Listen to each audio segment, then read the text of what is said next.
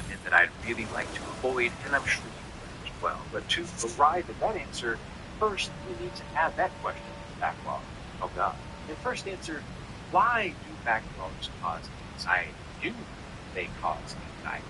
Well, recently, at first the poll asked you if having a backlog stresses you out. Although a good chunk of you said that it didn't, most of you said it did, even if a little, which is to be expected. You know, not many of us are sitting in the house panicking because we still haven't played Witcher 3.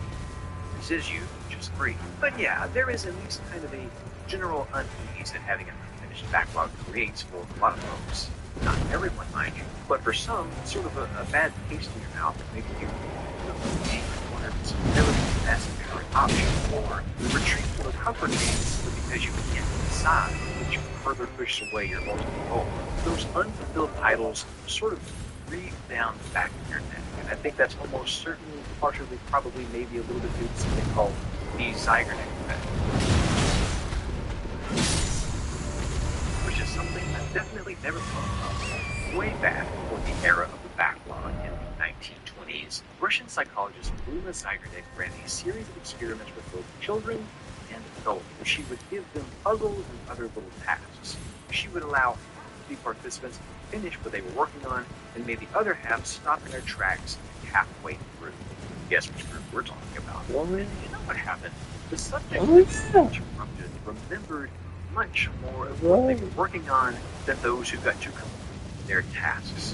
When things were left incomplete, they were left stuck in people's noggins, almost like an earworm, a song in your mind that you can't seem to get off repeat. Unattended notifications on your phone are distracting for the same reason. If something is left unfinished, we have a tendency to... So anyways, the Zygerneck effect is a real deal and has been replicated in research for years. It's used in advertising, it's used in education. There is research suggesting that in some situations, it can even impair your sleep. Again, buddy, deep breaths. And I think it is a pretty substantial factor in the stress that the backlog causes for a lot of us. As soon as we've seen that trailer, played that demo, heard a friend sell us on it, and decided we're going to be picking it up, that's generally enough to make a game feel like a loose end. And so long as it sits collecting dust, it'll be tough to think about it when we're spending time playing anything else. So, another mystery solved. Backlog dread, if you do have it, comes from the fact that humans by nature like for ends to be tied up. Our brains crave that sweet, juicy completion. Now, how we define that completion is likely very much up to you and your personality. I am happy once I roll credits, see the story to its end, or just feel like I've had my fun. Others are not happy until they've grinded for every ending, every side quest, and every secret box. Some of us are completionists. We can't tick that box and finally forget about a game until we've done everything.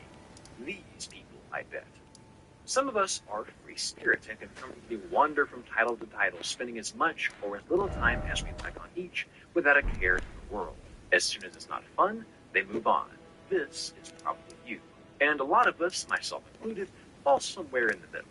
As far as why we are this way, well, those videos have already been done, but this is probably why the backlog does or does not rustle your jimmies.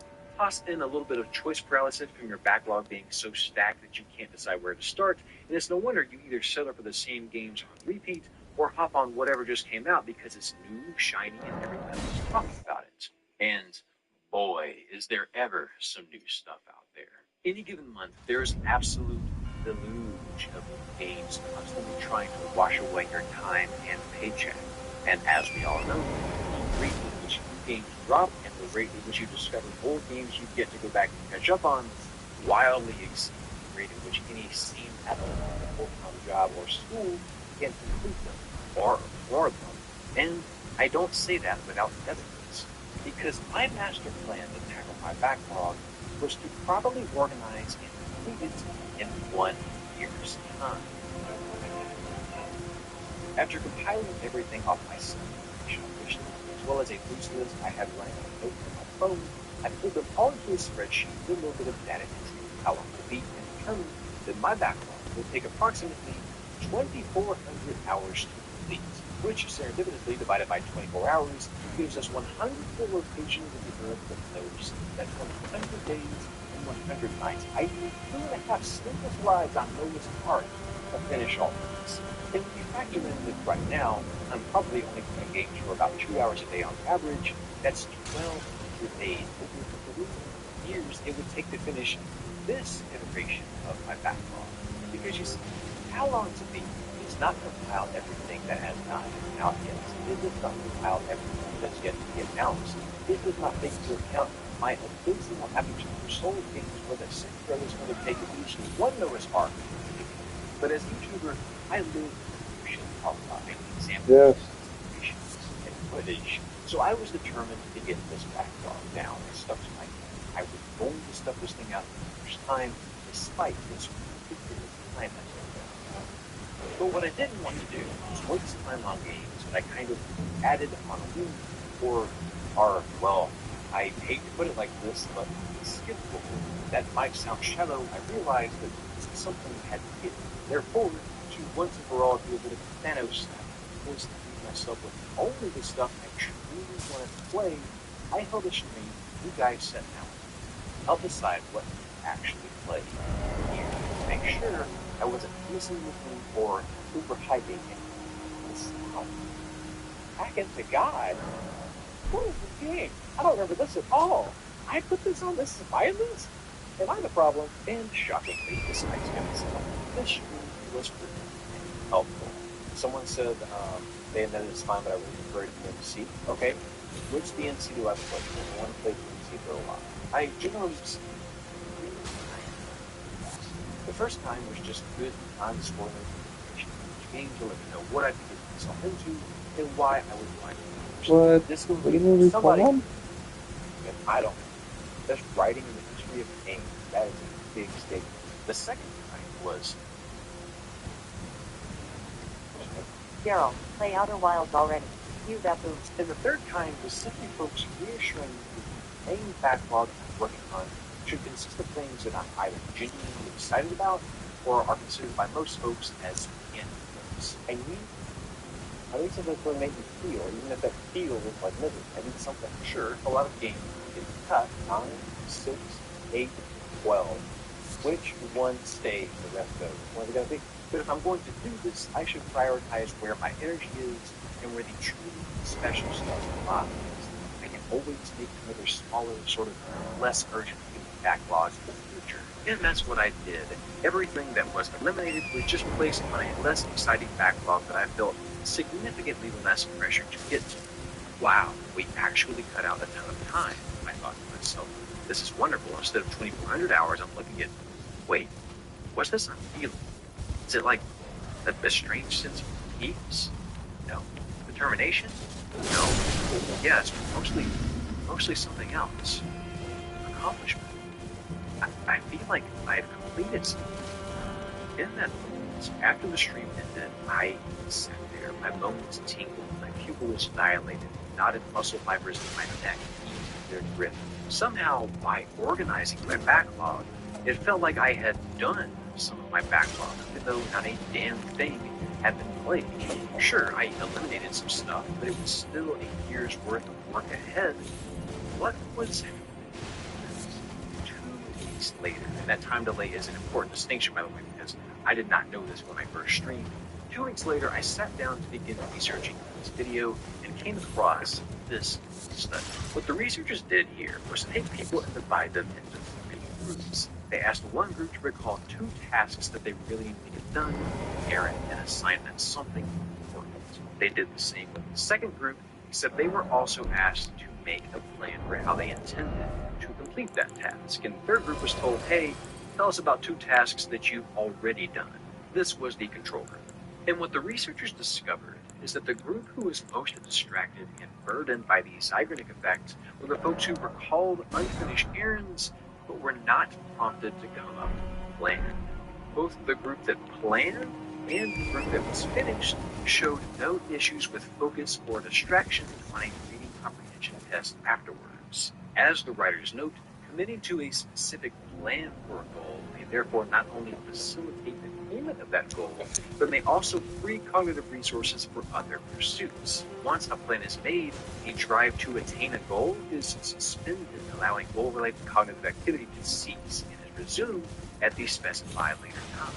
In essence, by properly organizing my backlog, I suddenly didn't feel this massive drive to get it all done. I didn't feel paralyzed anymore. It was as if having a plan hardened me from the pressure. Everything was no longer begging to get played all at once. The next day, I started God of War for the first time, and I have been loving it. I started playing AI Vesomnium files on the break while writing this into the trip. Outer Wilds is on the list, I promise. But the point here is, making a plan alleviates some of that pressure, and I think the reason is because it tricks your mind into feeling like you've just made progress. It's why if you've ever gotten your homework out, opened it, set it in front of you, and planned to start it any second now, it kind of relieves the guilt of not being done.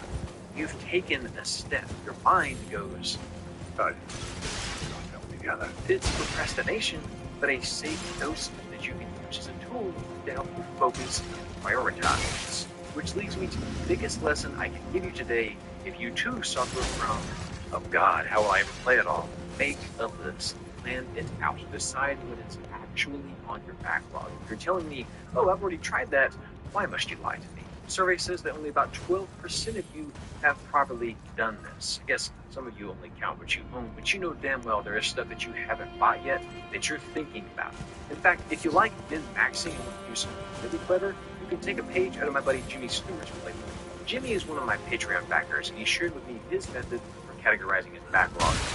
It's kind of cracked. Basically, he takes Metacritic scores and divides them by how many hours, how long do he estimate it will take, effectively arriving at a quality per hour of gameplay figure. Not everyone will vibe with this approach, and that's fine. It just goes to show that if you be creative enough, you can find ways to narrow down what you want to play and actually start playing. So make a list, man. Do it for charity. It's what I did, and I went from an estimated 2,400 hours to a measly 1,600 hours. Oh. Oh. Oh. Can I take you on a trip down memory lane? Around 4 years ago, I watched a streamer named Etika play a game called Xenoblade Chronicles 2. It was one of the most scattered, organized, unpredictable series of streams I think I've ever seen. One moment you wanted to slap this man square in the face for stalling, the next you'd be grinning at your screen like a moron or something like this. Before I'm in this MVP, anyway, so I've been constantly. Maybe you were there as well, and if you were, you already know the unprecedented levels of boneheaded, degenerate tomfoolery that took place. Watching it all back, not all of it has aged that well, but there is one image from those streams that has remained with me all these years later. In Etika's final Xenoblade 2 stream, he finishes the game. Lots of yelling took place, lots of tears were shed, lots of realizations were had, but to me, the most memorable moment was likely the quietest. Credits have rolled. He has reloaded the title screen. The controller has been set down. A small river of chat messages and donations have been left unattended like a spilled drink. And he's just sort of taking it all in, breathing, reflecting on the journey it's been, realizing it's finally come to an end, and processing all of the emotions that go with that. And let the record show, Xenoblade 2, not a game many people pride at, not a game many consider a masterpiece or even something they can take seriously. But in this moment, this man was truly moved by a game that you could tell meant a lot to him. Streamers often play things up to audience, of course, but something tells me that there was no faking this. I think that this clip captures a moment we have all had at some point or another when finishing a game. Being completely and hopelessly captivated. Allowing a title, regardless of its reputation or Metacritic rating, to simply sweep you off your feet and take you on a ride like you never thought possible. And that's the kind of game I think we're all after, and why it's so hard not to add things to your backlog. What if this is the one you've been looking for? You never know when a silly little video game is going to sneak up on you and hit you this hard when the credits roll. After having experienced it yourself once and relating to it, or seeing someone else have it and then wondering what it would feel like, I think for all of us, this is what we crave. Why we game. I always think of that meme of the guy or the horse standing on the beach looking at the water, and the caption just says, "Man." Recently, my wife Callie and I visited Yellowstone National Park with some friends, and Callie captured this picture of me dramatically looking out at Yellowstone Lake. When she showed me, my brain immediately registered the picture's memeability, so naturally I chuckled and posted to Twitter. People understood the assignment, but I feel that. I want that. We want that. I think that is the ultimate goal of the backlog, to find the gems, to find the shit you wish you could forget just so that you could play it again blind. To be amazed that it took you this long to play it. To think, man. Etika passed away in 2019, and it hit me hard. He's the reason at the end of my videos I always say, And of course, as usual, please have yourself a damn good night. and since he's been gone, I've thought about that stream a lot. His death oddly contextualized that ending. Life is sometimes long, sometimes short, but it is finite, and there are only so many times in life that we get to be this completely enamored with a story, with a person, with a moment. At the risk of sounding ridiculous, the backlog might be more than just a list of games we all want to play. I think it's symbolic of the ambition to live a life we can look back on fondly. Imagine that all of the wonderful things you could ever possibly experience in life were suddenly on the list, sitting in front of you, and it was up to you to make them all happen. When we view life like that, there is almost a desperation to do it all. That list has an end. If it's too long, we won't get to it all. If it's too short, we didn't make the most of our life. If we aren't careful, that ambition to live our best life can sour and turn into apprehension and a fear that we aren't doing enough, which of course distracts from the actual goal. These are the things that went through my mind when I realized there was still 1,600 hours after all that cleanup, especially considering that doesn't include all the new games I want to play in the next year that haven't come out yet. This is where it all went terribly wrong. I look calm on stream, but inside, I am having a near meltdown. All hope is evacuating my body. Dread in the form of corium burns its way deep into my soul. However, I am still very much doing this. Yes, making less help. Yes, this is a dumb idea. Yes, by rushing through these games, I might be ruining the experience for a few of them. Or at least, I thought that. But not anymore. And here's why. One of the biggest lessons I've learned in the past year is that not finishing games, for me at least, is okay. Confession. I never rolled credits on Neon White. I never finished Metroid Prime when I started it the first time last year. I never finished Axiom Verge. I never finished Axiom Verge. I have not finished a lot of things. And the reason for that is, if I really wanted to, I would. The fact that I didn't tells me all I really need to know. Now, that said, they were all delightful in their own way, especially life that just kind of won't add up. And oddly, that doesn't bother me at all. It is a little bit thin. I had my fun. I look back on them fondly. I'm glad I put in the hours of each that I did. That just means that. As much as I want this, not every game will be that. That's fine. And these things that are, that's special. So although 1,600 hours for just 5 days comes down to just over 4 hours per day and gets bugged with the extra impact on my upcoming stuff, it might not be close to that. And every 50 plus hours does I don't have everything. As I I'm found. Don't get me wrong, I don't want to just try 30 minutes each game is Siege. I gave this 5 minutes, gone with the past 40. But I also want to try to back and if I want to play the game, I will. And if I don't, that's completely kosher and it's supposed to happen, which is a lesson I take away from my own. Don't feel like everything you play has to get finished. If you aren't familiar, don't let the sunk cost fallacy get you. Shelve it and move on. With that said, I am absolutely still doing this. I can make it happen in 1 year's time, and come next November, come hell or high water, I will be posting how I did it. Because you see, folks, this is only part one of 2 videos concerning the backlog. There will be another full episode a year from now. I'll take you through what I learned, what I played, what was disappointing, what was a delight, if I had any of these moments, and if I was able to actually clear it out. There are currently 84 games on the final backlog, an estimated 1,629 hours of work. I arrived at that figure by taking how long to beat time for the main story and the main plus extra time, and guesstimating for each game individually that it would take me somewhere between those two figures based on the game genre and what I know about myself.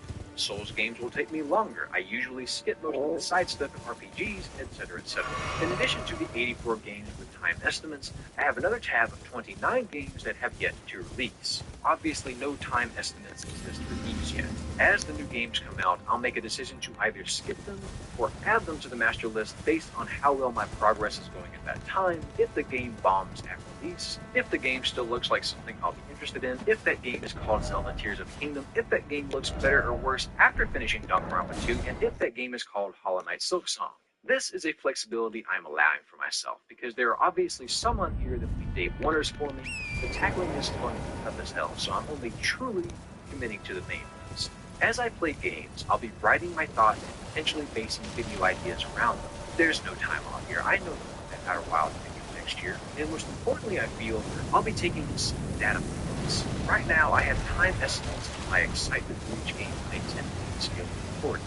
But as I play, I'll note if I roll the credits, how long I actually spent on the game, a rating out of 10, why I either dropped it or finished it, and if it absolutely blew me away, to see how many gems are hiding here. I'll also be comparing my initial excitement scores with my final reviews.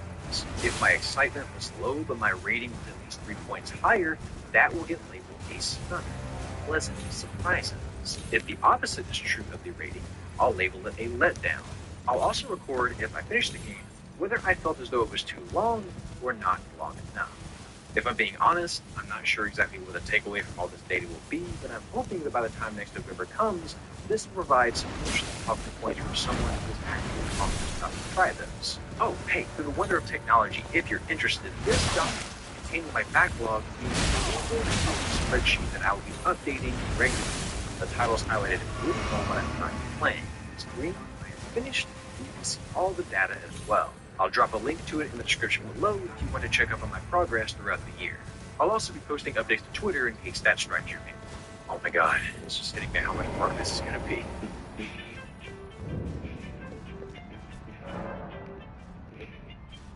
To answer my original question of will clearing the backlog actually make me feel better, I simply do not have an answer. Sure, making a plan or a list might help. Maybe the Zeigarnik effect can help us understand why having all these unfinished games fills some of us with existential dread. But to answer the real question here,